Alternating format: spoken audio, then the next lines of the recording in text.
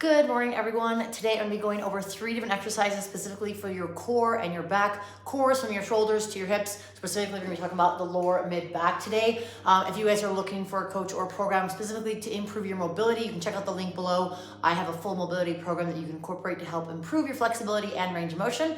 Before we get into more of that, let's get started. So 3 exercises. You're going to need a bench and a foam roller for each different exercise. One will actually be on the floor. The first one, we're going to be on a bench, and this is going to work the small rotational movement of our pelvis, think of tucking under our pelvis and then extending. So if you sit a lot, if you drive a lot, if you're in a position where your hips are shortened, where you're flexed here versus being extended, then this is going to be a great exercise for you. So with your bench, you're going to essentially lay on top of the bench. You're going to have it set up so that it's horizontal, and of course the plane is flying by right as we get started. I'm going to take my arms, I'm going to wrap them on the one side of the bench or box. I can grab the underneath portion here. I'm going to have my knees underneath my hips. I'm going to try to be as far back as possible. From here, I'm going to tuck my pelvis, try to round as much as I can, hold for a second or two.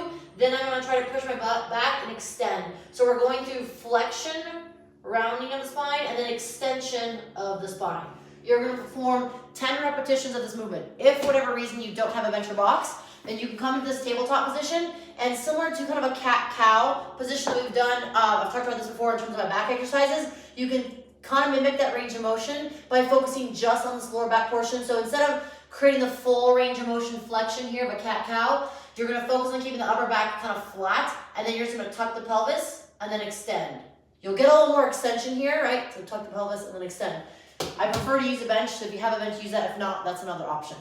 Second exercise, you're going to grab a foam roller. If you have a longer, taller foam roller, that will actually be a little bit more beneficial because that will give you a little more height. But from here, if my foam roller is out in front and I have my left leg in or left leg up in like a lunge position, my foam roller is going to be in front of my right hip. So if I face the camera, you guys can see it's almost kind of like hip width distance apart. This is going to allow me to have some support as I do this rotational exercise. So from here, my right hand will be on the foam roller, my left arm is going to come out. I'm going to twist, rotate, try to twist open as much as I can, trying to get my hand in line with my shoulder. Now my upper body is really tight right now. I can't really get my hand in line with my shoulder, but the focus is to get that rotation. Then you're going to come back to center. With the foam roll that's a little higher, that can give you a guide of how far the hand's going to come back. If not, just bring it kind of inside your inner thigh here. So from here, I'm going to twist, rotate, hold, come back to center. So I'm trying to get some rotational in the torso, in our mid-back, low back with this stretch.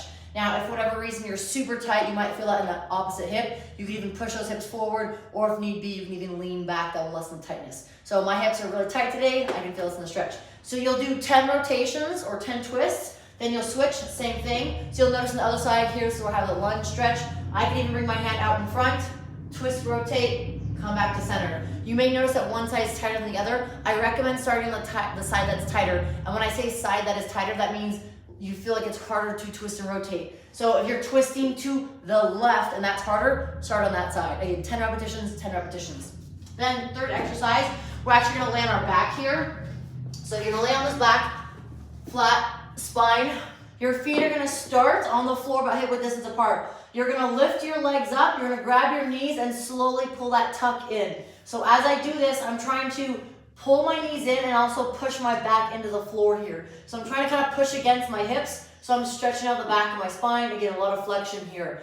If at any point this is too much, you could always just lift one leg, tuck, switch, do the other leg. Again, depending on where you are at mobility-wise, range of motion-wise. But we're looking to introduce more flexibility into that lower joint, specifically the sacrum, lower back. If you sit a lot, if you drive a lot, this is going to be clutch for your health of the back. I've had back issues, and it's been from all the sitting that I've been doing over the past few years, not from the lifting, because my hips get really tight.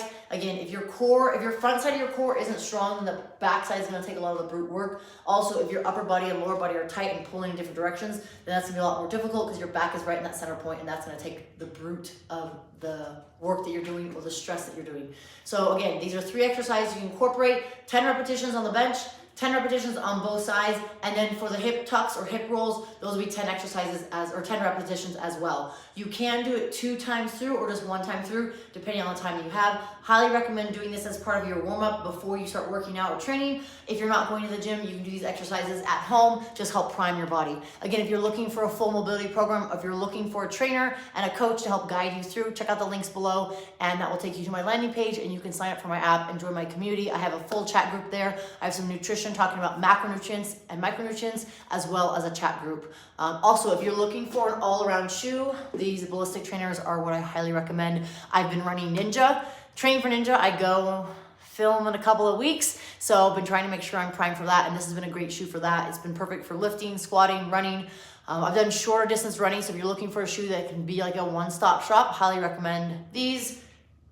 The ballistic trainer. You guys can check out the link below, use the code GOMARGO, and you'll be able to save a little bit of money on your shoes. Highly recommend them if you're looking for new shoes for training. If you guys love this content, feel free to leave me a comment below. Let me know what exercise you'd like to see more of, and I will see you guys next time for the next live. Thank you guys so much for tuning in. Bye.